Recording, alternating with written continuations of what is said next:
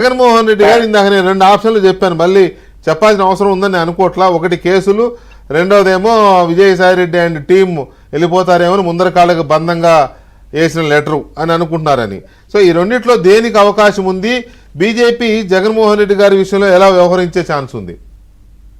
Sir మీ second question first answer చేస్తాను. సరే, గుండు గుత్తాగా మొత్తం హోల్సేల్ గా మేము మీతో అండగా ఉంటాం అన్నప్పుడు కొంతమందిని చీల్చుకెళ్లాల్సిన అవసరమో లేదు, నాకై నేనుగా కొంతమంది మీ దగ్గర పంపించాల్సిన అవసరమో లేదు. యాజ్ ఎ హోల్ మీతోనే ఉంటాను నేను అనే ఒక స్ట్రాంగ్ మెసేజ్ ని పంపించడం జరిగింది. ఇవాళ ఈ పాయింట్ నెంబర్ 1. పాయింట్ నెంబర్ 2, ఇక్కడ ఎన్డీఏ అక్కడ ఎన్డీఏ అన్నదప్పుడు ఫైట్ అంతా ఎన్డీఏతోనే జగన్మోహన్ రెడ్డి గారు చేసింది అన్న తర్వాత కూడా ఇవాళ బీజేపీ జగన్మోహన్ రెడ్డి గారిని మద్దతు కోరడం జరిగింది. ఎందుకు కోరడం జరిగిందంటే మీ డిబేట్ లోనే భానుప్రకాష్ రెడ్డి గారు స్పష్టంగా చెప్పడం జరిగింది, మా ఎన్డీఏ అనేది ఒక కూటమి, మా పట్ల ఇండియా ఒక కుంపటిగా తయారైంది అని ఆయన ఇందాక ఇండియా కుంపటిగా పోల్స్తూ చెప్పడం జరిగింది. సో ఆ కుంపటిని చూసి భయపడుతున్న తరుణంలో ఒక్క ఎంపీ ఉన్న జితిన్ రామ్ మాంజీకి మంత్రి ఇచ్చారు, లేకపోతే ఒక ఎంపీ ఉన్న రామదాస్ అథవాలేకి మంత్రి ఇచ్చారు. సో ఇవాళ each and every single MP చాలా ఇంపార్టెంట్. ఒక్క నిమిషం, నేను మధ్యలో మాట్లాడలేదు, మన ఇద్దరం మధ్యలో కాంట్రవర్షియల్ ఎందుకు, మీరు మాటనే నేను చెప్తున్నా.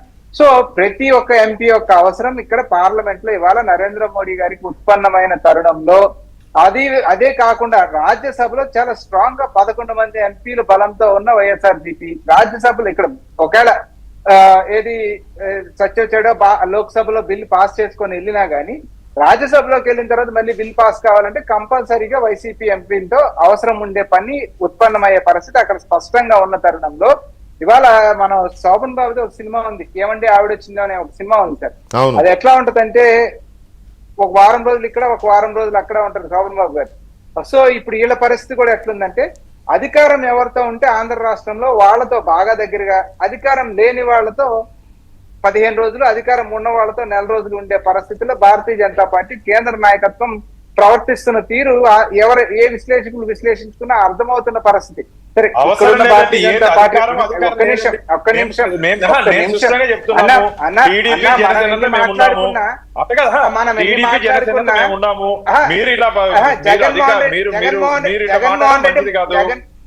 జగన్మోహన్ రెడ్డి మా దత్తపుత్రుడు, మేము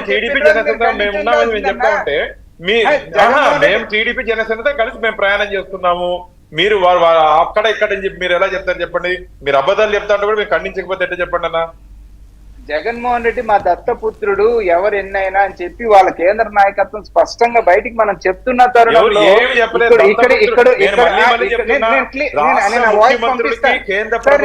ఉన్నటువంటి సంబంధం మాత్రమే ఉంది. భానుగారు ఒక్క మాట రామకృష్ణ గారు చెప్పిన తర్వాత అప్పుడు ఏంటో అప్పుడు విందాం, పూర్తిగా విందాం, మళ్ళీ తీసుకుంటాను, మిమ్మల్ని తీసుకుంటాను. చెప్పండి రామకృష్ణ గారు. సో ఇటువంటి తరుణంలో ఇవాళ రాష్ట్రానికి రావాల్సిన డిమాండ్స్, మన రాష్ట్రానికి రావాల్సిన డిమాండ్స్ కానీ అటు బీహార్కి రావాల్సిన డిమాండ్స్ కానీ ఇవన్నీ కూడా ఫిల్ఫిల్ అవుతాయా అవవా, ఫిల్ఫిల్ 10 ఏళ్ల నుంచి చేయని నరేంద్ర మోడీ ప్రభుత్వం వీళ్ళు ఎంతవరకు భరిస్తూ వెళ్తారు అనేది కూడా ఒక చర్చ జరుగుతూ ఉంది. అటువంటి తరుణంలో ఏ ఎంపీ మద్దతు ఉన్నా సరే వాళ్ళు కూడగొట్టుకునే పరిస్థితిలో ఉంటారు తప్ప మీ మద్దతు మాకు అవసరం లేదు పక్కకి వెళ్ళండి అనే పరిస్థితి ఈ రోజు నరేంద్ర మోడీకి అక్కడ లేదు. సో అటువంటి తరుణంలో ఎవరు వచ్చి మద్దతు ఇస్తానన్నా ఖచ్చితంగా తీసుకునే పరిస్థితి. కాకపోతే ఇవాళ రఘువీరారెడ్డి గారు ఒక ట్వీట్ చేయడం జరిగింది, 25కి 25 ఇక్కడ ఎన్డీఏ ఎంత కొట్టుకున్నా ఏం చేసినా రాష్ట్రంలో 25కి 25 మంది ఇవాళ స్పీకర్ ఎన్నికకి మద్దతు ఇచ్చారు అక్కడ కేంద్రంలో. సో ఈ 25 మంది అంతే సఖ్యతతో రాష్ట్ర ప్రయోజనాలు కూడా సాధించుకొస్తే సంతోషిస్తామనేది కాంగ్రెస్ పార్టీ స్టాండ్ గా మేము చెప్తా ఉన్నాం. అక్కడికి వచ్చేటప్పటికి కొట్టుకుంటారా మళ్ళీ బీజేపీ వారు? అమిత్ షా గారు ఎన్నికలకు చాలా మీరే చెప్పండి.